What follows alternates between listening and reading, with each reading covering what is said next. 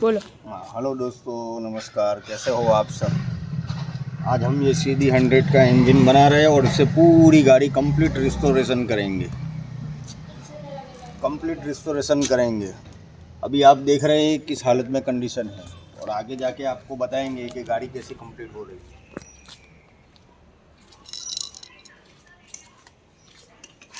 भी आप गाड़ी की हालत देख सकते हो, बिल्कुल ख़राब हो चुकी है। तो इसको रिस्टोर करेंगे। आज पार्ट 1 है। स्क्रू ड्राइवर ले लेनी ऊपर से छोटा। फिर दोस्तों ये पेचिया मंगाया है, भी खोलेंगे।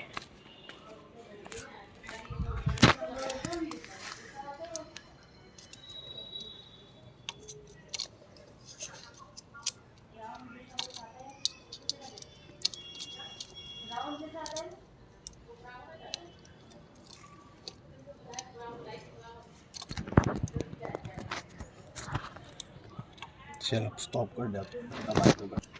तो दोस्तों हम आपको मिलते हैं अब दूसरे पार्ट में। दूसरा पार्ट आएगा कुछ थोड़ी देर बाद। ठीक है, तो आपको मिलते हैं दूसरे वीडियो में। Thank you for watching. और गाइस हमारी चैनल को सब्सक्राइब एंड लाइक कर दो।